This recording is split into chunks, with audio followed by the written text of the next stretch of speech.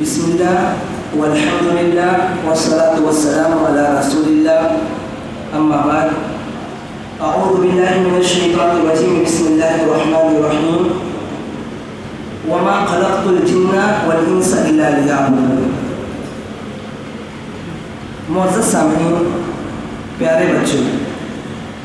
ابھی آپ نے عقیدے کی اہمیت کے تعلق سے کچھ باتیں سنی۔ دیکھیے، اللہ رب العالمین نے ہم انسانوں کو پیدا کیا، لیکن ہمارے پیدا کرنے کا مقصد بیان فرمایا کہ ہم نے تم کو یوں ہی بیکار پیدا نہیں کیا ہے، بلکہ پیدا کرنے کا ایک مقصد ہے۔ کیا بیان فرمایا؟ وما خلقت الجن والانس الا لیعبدون، کہ میں نے جنوں اور انسانوں کو صرف اور صرف اپنی عبادت کے لیے پیدا کیا۔ کیا بیان فرمایا؟ کہ صرف اللہ کی عبادت کرنا ہے۔ اللہ کی عبادت کے لیے ہی اللہ رب العالمین نے تمام انسانوں کو پیدا کیا۔ لیکن اگر ہم اپنے ماحول کا جائزہ لیتے ہیں، مسلمان معاشرے کو دیکھتے ہیں، تو مسلمانوں کی اکثریت، بلکہ اکثر مسلمان، کچھ لوگ ایسے ہیں جو اللہ کی بھی عبادت کرتے ہیں، اللہ کے علاوہ دوسروں کی بھی عبادت کرتے ہیں۔ کچھ لوگ ہیں مسجد میں نماز پڑھتے ہیں، نماز سے فارغ ہونے کے بعد مزاروں پر جاتے ہیں، وہاں پر بھی سجدہ کرتے ہیں۔ کچھ لوگ ایسے ہیں کہ وہ سیدھے سے اللہ کی عبادت ہی نہیں کرتے ہیں، سیدھا مزاروں پر یا دوسری طرف جا کر اللہ کی عبادت ہی نہیں کرتے، بلکہ وہاں پر جا کر سجدہ کرتے ہیں۔ تو یہ چیز غلط ہے۔ اللہ نے بیان فرمایا کہ میں نے صرف اور صرف اپنی عبادت کے لیے ہی لوگوں کو پیدا کیا ہے۔ ہم لوگ جو کتاب پڑھیں گے، جس کے اندر ہم کو اسی بات کی طرف رہنمائی کی گئی ہے کہ تقویۃ الایمان یہ انتہائی جامع کتاب ہے۔ اس کتاب کے تعلق سے بیان کیا جاتا ہے کہ ہندوستان کے اندر قرآن کے بعد سب سے زیادہ جس نے لوگوں کے عقیدے کی اصلاح کی تھی، لوگوں کے عقیدے کو درست کیا تھا، وہ تقویۃ الایمان یہ کتاب تھی، جس نے لوگوں کے اندر موجود شرک کو دلیل کے ساتھ لوگوں کے سامنے بیان کیا۔ یہ انتہائی جامع کتاب ہے۔ اس کے مصنف جو ہیں وہ شاہ اسماعیل شریف رحمہ اللہ، انہوں نے اس کتاب کو لکھا ہے۔ لوگوں سب سے پہلے ہم لوگ دیکھتے ہیں کہ تقویۃ الایمان کا معنی کیا ہوتا ہے۔ تقویۃ الایمان کے معنی ہوتا ہے ایمان کو مضبوط کرنا، یعنی اگر آپ کا ایمان کمزور ہو، اگر آپ کا ایمان خراب ہو،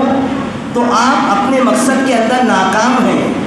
تو سب سے پہلے ہمیں اپنے ایمان کو، اپنے عقیدے کو مضبوط کرنا ضروری ہے۔ ایمان کہتے کس کو ہے؟ ایمان میں یعنی آدمی اپنی زبان سے اس بات کی گواہی دیتا ہے کہ اللہ کے علاوہ کوئی سچا معبود نہیں ہے۔ جب ایمان میں کیا ہوتا ہے کہ آدمی اپنی زبان سے کہتا ہے کہ اللہ کے علاوہ کوئی سچا معبود نہیں ہے، پھر وہ دل سے اس بات کو مانتا بھی ہے۔ ہمیں دل سے اس بات کو ماننا بھی ہے کہ اللہ کے علاوہ کوئی معبود نہیں ہے، کوئی عبادت کے لائق نہیں ہے۔ پھر اپنے بدن سے ہمیں صرف اور صرف اللہ رب العالمین کی عبادت کرنا ہے۔ یہ تین چیزیں ضروری ہے کہ ہمیں زبان سے اس بات کا اقرار کرنا ہے، لوگوں کو بتانا ہے کہ اللہ کے علاوہ کوئی سچا معبود نہیں ہے۔ لوگوں نے بہت سارے معبود بنا لیے، کوئی کسی پہاڑ کی پوجا کرتا ہے، کوئی کسی پتھر کی پوجا کرتا ہے، کوئی درختوں کے سامنے جا کر سجدہ کرتا ہے، کوئی مزاروں پر جا کر سجدہ کرتا ہے۔ تو یہ سب چیزیں غلط ہے۔ ہمیں اپنی زبان سے، یہ سب باطل معبود ہے، ان کی کوئی حقیقت نہیں ہے کہ آپ کسی پتھر کے سامنے جائیں گے، اگر آپ اس پتھر کو کیا بولتے ہیں کہ کتنا بھی مارے، اس کے سامنے کتنا بھی چلائے، کیا وہ آپ کا جواب دے سکتا ہے؟ نہیں۔ تو اسی بات کو سمجھنا کہ جب یہ پتھر ہے، کل قیامت کی دن ان کو کیا ہوتے ہیں، جہنم میں ڈال دیا جائے گا۔ تو اس کے اندر یہی بات بیان تھی کہ اپنی زبان سے اس بات کو مانے، اپنی زبان سے یہ بات بولے کہ اللہ کے علاوہ کوئی سچا معبود نہیں ہے، اور اس بات کو دل سے بھی مانے۔ اپنے دلوں کے اندر، یعنی اپنے دل کے اندر یہ نہیں آنا چاہیے کہ ہو سکتا ہے اللہ کے علاوہ بھی کوئی معبود ہو، اپنے دل کے اندر یہ بات آنا ہی نہیں چاہیے، یہ ایمان کے خلاف چیز ہے کہ تصدیق بالقلب، اپنے دل سے تصدیق کرنا ضروری ہے کہ اللہ کے علاوہ کوئی سچا معبود نہیں ہے، اور پھر اپنے بدن سے، اپنے اعضاء و جوارح سے اس بات پر عمل بھی کرنا ہے کہ ہمیں صرف اور صرف اللہ رب العالمین کی عبادت کرنا ہے۔ ایک بات بتائیے کہ کیا اللہ کے برابر کوئی ہے؟ یہ بات اللہ کے رسول کے زمانے کے کفار و مشرکین بھی مانتے تھے۔ اللہ کے رسول کے زمانے میں جن کی طرف اللہ کے رسول کو رسول بنا کر بھیجا گیا تھا، وہ اس بات کو بھی مانتے کہ اللہ کے برابر کوئی نہیں ہے، اللہ کے برابر کوئی ہے ہی نہیں، وہ اس بات کو مانتے تھے۔ لیکن پھر بھی جب عبادت کا موقع آتا تھا، جب ان سے کہا جاتا کہ آسمان اور زمین کو کس نے پیدا کیا، آسمان سے بارش کون نازل فرماتا ہے، تو وہ کہتے کہ اللہ تعالیٰ۔ یعنی ان سے کہا جاتا تھا کہ لوگوں کو کھانا کون کھلاتا ہے، لوگوں کی مشکلیں کون دور کرتا ہے، لوگوں آسمان سے بارش کون نازل فرماتا ہے، تو وہ ڈائریکٹ کہتے تھے کہ اللہ رب العالمین۔ یعنی وہ اس بات کو مانتے تھے، اللہ کے برابر کسی کو نہیں سمجھتے تھے۔ لیکن آج کے دور کے مسلمان ایسے ہیں کہ ان کا شرک اتنا زیادہ بڑھ چکا ہے کہ وہ اپنے اولیاء کو، اپنے بزرگوں کو اللہ کے برابر نہیں بلکہ اللہ سے بھی بڑا سمجھتے ہیں۔ آج کا شرک انتہائی خطرناک ہے جو مسلم معاشرے کے اندر پایا جاتا ہے۔ لوگ اپنے اولیاء کو، اپنے بزرگوں کو اللہ کے برابر تو سمجھنے کی بات دور، اللہ سے بڑا سمجھتے ہیں۔ تو یہ چیز آج مسلم معاشرے کے اندر یعنی بہت زیادہ عام ہوتے چلی جا رہی ہے، اور اسی بات کو اس کتاب کے اندر بیان کیا گیا ہے کہ مسلمانوں کے اندر کس طریقے سے شرک داخل ہو گیا۔ دیکھیے، اللہ رب العالمین نے اپنے ساتھ جن چیزوں کو خاص کیا ہے، یعنی شرک صرف یہ نہیں ہے کہ آپ اللہ کے برابر کسی کو سمجھیں، بلکہ جن کا عقیدہ صحیح ہوتا ہے، درست ہوتا ہے، وہ تو الحمدللہ اللہ کے برابر کسی کو سمجھتے ہی نہیں ہیں۔ لیکن آج بہت سارے مسلمان ایسے ہیں جو اللہ کے برابر اپنے ولیوں اور بزرگوں کو سمجھتے ہیں۔ تو شرک صرف قبروں پر سجدہ کرنا، اللہ کے علاوہ کسی اور کے نام پر جانور ذبح کرنا، یہ سب چیزیں صرف شرک نہیں ہے، بلکہ ہر وہ چیز جو اللہ تعالیٰ نے اپنے لیے خاص کر رکھی ہے، اگر آپ اس میں اللہ کے ساتھ کسی اور کو شریک کر دیتے ہیں تو یہ چیز بھی شرک میں داخل ہے۔ تقویۃ الایمان یہ کتاب یہ ہندوستانی ماحول کے مطابق لکھی گئی ہے۔ اس کے جو مصنف ہیں، جب انہوں نے دیکھا کہ سب سے زیادہ پوری دنیا کے اندر اگر کسی جگہ پر شرک پایا جاتا ہے تو وہ ہندوستان کے اندر، ہندوستان میں جو غیر مسلم لوگ ہیں ان کے یہاں کتنے معبود ہیں؟ کروڑوں معبود ہیں، کہ ان کے یہاں کروڑوں معبودوں کی عبادت کی جاتی ہے، ہر چیز کا الگ معبود ہے، ہر چیز کو انہوں نے الگ الگ چیز کو بانٹ رکھا ہے کہ یہ فلاں چیز کا رب ہے، بارش برسانے والا معبود الگ ہے، بارش برسانے والا الگ ہے، لوگوں کی ضرورتیں پورے کرنے والا الگ ہے، لوگوں کو اولاد دینے والا الگ ہے۔ اسی لیے یہ لوگ الگ الگ مندریں بنا کر رکھے ہیں، کبھی یہاں پر جاتے ہیں، کبھی دوسری جگہ، تو ان کے یہاں بہت سارے معبود پائے جاتے ہیں۔ اور یہی ماحول جب مسلمانوں نے دیکھا، جب مسلمانوں نے اس ماحول کو دیکھا اور ان سے متاثر ہو کر ان کے یہاں بھی بہت سارے شرک پائے جانے لگے، یعنی مسلمانوں نے ان غیر مسلموں سے بہت زیادہ اثر لیا اور اپنی زندگی کے اندر انہوں نے شرک کو داخل کر لیا اور مختلف قسم کے شرک ان کے درمیان پائے جانے لگے۔ تو یہ شرک صرف اللہ رب العالمین کے برابر کسی کو سمجھنا نہیں ہے، بلکہ بہت ساری چیزیں جو شرک کے اندر داخل ہے۔ مصنف نے یہ کتاب، اس کے اندر 7 اہم باتوں کو ذکر کیا گیا ہے، 7 اہم باتیں کے تعلق سے اس کے اندر بیان کیا گیا ہے۔ دیکھیے، شرک کی بنیاد 2 چیزیں ہیں، شرک کی بنیاد 2 چیزیں ہیں کہ لوگ اولیاء اور بزرگوں کو اپنا مددگار، لوگ قبروں کے پاس کیوں جاتے ہیں، قبروں کی عبادت کیوں کرتے ہیں۔ دیکھیے، بہت اہم بات بتائی گئی ہے کہ مصنف نے اس بات کو بیان فرمایا کہ 2 بنیادی باتیں جو لوگوں کو جو اولیاء اور بزرگوں کی قبروں کی عبادت کی طرف لوگوں کو کھینچ کر لے جاتی ہے، دو بنیادی باتیں کہ جب لوگوں نے علم میں شرک کیا، جب لوگوں نے اپنے انبیاء، ولیوں اور بزرگوں کو کے بارے میں یہ عقیدہ رکھا کہ ان کو ہمارے بارے میں سب کچھ معلوم ہے، یعنی جب انہوں نے اپنے انبیاء کے تعلق سے علم غیب کا، اپنے ولیوں اور بزرگوں کے تعلق سے علم غیب کا دعویٰ کیا، وہ یہ سمجھتے ہیں کہ یہ ہمارے بارے میں سب کچھ ان کو علم ہے، یہ ہمارے بارے میں ہر چیز کو جانتے ہیں۔ تو جب وہ ان کے تعلق سے ان کے دل کے اندر جب یہ بات آئی تو انہوں نے ان کی قبروں کے پاس، ان کی مزاروں کے پاس جا کر لوگوں نے وہاں پر چیخنا چلانا شروع کر دیا، اپنے ہاتھوں کو اٹھا کر سجدہ کرنا شروع کر دیا، ان کے نام کی چادریں چڑھانا شروع کر دی۔ اور دوسری بات، جب انہوں نے اس بات کا عقیدہ رکھا کہ اللہ رب العالمین نے ان اولیاء کو، ان بزرگوں کو اس دنیا کے اندر تصرف کرنے کا، یعنی کچھ بھی کرنے کا اللہ تعالیٰ نے ان کو اختیار دیا، ان کے پاس قدرت ہے، تو یہ دونوں چیزیں جب لوگوں نے سمجھا تو لوگوں نے ان بزرگوں کی اور ان قبروں کی عبادت کرنا شروع کر دی کہ جب ان کے بارے میں علم غیب کا دعویٰ کیا اور جب یہ سمجھنے لگے کہ یہ لوگ دنیا کے اندر تصرف کرنے کی قدرت رکھتے ہیں، یعنی ہیر پھیر کرنے کی، دیکھیے اس دنیا کو چلانے والا صرف اور صرف اللہ رب العالمین ہے، بلکہ اللہ رب العالمین نے بیان فرمایا کہ لوگوں کوئی بھی پتا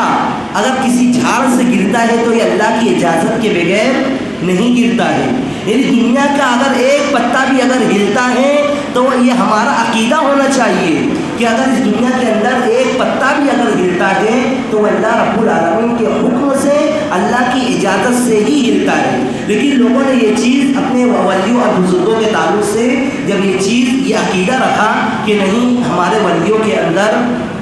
اس بات کی قدرت اور طاقت ہے کہ اس دنیا کے اندر ہیر پھیر کر سکتے ہیں، لوگوں کی ضرورتوں کو پورا کر سکتے ہیں، لوگوں کی مصیبتوں کو دور کر سکتے ہیں، تو لوگوں نے ان کی قبروں پر جا کر ان کے سامنے سجدہ کرنا شروع کر دیا، ان کو راضی کرنا شروع کیا کہ چلو ہم ان کی عبادت کرتے ہیں، ان کے نام پر جانور ذبح کر دیتے ہیں، ان کے نام کی چادریں چڑھا دیتے ہیں، ان کے نام کی تعویذ لٹکا لیتے ہیں۔ تو جب لوگوں نے یہ سب چیزیں کرنا شروع کیا تو وہ اللہ کے دربار کو چھوڑ دیا، اللہ کو چھوڑ کر ان پر ان کا یقین اور ایمان پختہ ہو گیا اور یہ لوگ صحیح راستے سے گمراہ ہو چکے تھے، گمراہ ہو گئے۔ تو یہ دو بنیادی باتیں ہیں کہ جس کی وجہ سے لوگ قبروں کی طرف، قبروں کی عبادت کی طرف جاتے ہیں اور قبروں پر جا کر شرک کرتے ہیں کہ علم کا دعویٰ کرتے ہیں ان کے بارے میں، جبکہ اللہ کے علاوہ کوئی بھی علم غیب نہیں جانتا، اللہ کے علاوہ کسی کو بھی مکمل طور پر کسی چیز کا علم نہیں ہے۔ اللہ نے لوگوں کو علم دیا لیکن وہ علم محدود ہے، لیکن اللہ رب العالمین کا جو علم ہے وہ کبھی ختم ہونے والا نہیں ہے اور وہ ہر چیز کے بارے میں اللہ تعالیٰ جانتا ہے۔ تو یہ دو بنیادی باتیں تھیں جس نے لوگوں کو شرک کی طرف آمادہ کیا۔ آئیے مختصر طور پر ہم صرف یہ دیکھتے ہیں آج کے درس میں کہ اس کتاب کے اندر کیا کیا باتیں بیان کی گئی ہیں۔ تو 7 بنیادی باتیں بیان کی گئی۔ سب سے پہلی بات یہ بیان کی گئی کہ لوگوں کے اندر توحید سے بہت زیادہ جہالت ہے، لوگ توحید کے بارے میں یعنی بہت زیادہ دور ہے، توحید کے بارے میں لوگوں کو صحیح علم نہیں ہے، اور جب توحید کے بارے میں علم نہیں ہے، توحید کی ضد آتی ہے شرک۔ جب ایک چیز ختم ہوگی تو دوسری چیز اس کی جگہ خود بخود لے لے گی۔ تو جب لوگوں نے توحید کو چھوڑ دیا تو ان کی زندگی کے اندر شرک داخل ہو گیا۔ تو توحید کے بارے میں جب لوگوں نے توحید کو جب چھوڑ دیا تو لوگوں نے شرک کا راستہ اختیار کیا، اسی کے بارے میں اس کے اندر بیان کیا گیا ہے۔ دوسری چیز یہ بات بیان کی گئی ہے کہ لوگوں کے اندر بہت سارے شرک پائے جاتے ہیں، اور شرک کی 4 بنیادی باتیں بیان کی گئی کہ شرک فی العلم، علم میں شرک پایا جانا، شرک فی تصرف، تصرف میں شرک، اور شرک فی عبادت، اور عبادت میں شرک، اور چوتھی چیز شرک فی عادات، رسم و رواج میں جو شرک ہوتا ہے اس کے بارے میں بیان کیا گیا۔ تیسری بات اس کے اندر بیان کی گئی ہے کہ توحید کی خوبی بیان کی گئی ہے کہ توحید کی اہمیت آپ لوگوں نے سنی تھی کہ توحید کے بارے میں کیا کیا بیان کیا گیا، اور شرک کی مذمت اللہ کے رسول، اس کے اندر ایک حدیث بیان کی گئی ہے کہ اللہ کے رسول صلی اللہ علیہ وسلم معاذ بن جبل سے کہا گیا کہ اللہ کے ساتھ تم کبھی بھی شرک مت کرنا، اگرچہ تم کو جلا دیا جائے یا قتل کر دیا جائے۔ اللہ کے ساتھ کبھی شرک مت کرنا، اللہ کے علاوہ کبھی کسی کی عبادت مت کرنا، اگرچہ تم کو جلا دیا جائے یا قتل کر دیا جائے۔ تو شرک، توحید کی خوبی اور شرک کی برائی بیان کی گئی ہے۔ چوتھے باب میں علم غیب کے تعلق سے بیان کیا گیا ہے کہ علم کا تعلق، علم غیب یعنی چھپی ہوئی باتوں کا علم صرف اللہ رب العالمین کے بارے میں، اللہ رب العالمین کو ہے۔ تو شرک فی علم کی ترتیب کہ جو لوگ علم میں جو شرک کرتے ہیں دلیلوں کے ساتھ اس کے تعلق سے بیان کیا گیا ہے۔ پانچویں باب میں شرک فی تصرف کہ لوگوں نے اپنے انبیاء اور ولیوں کے بارے میں کیسا کیسا شرک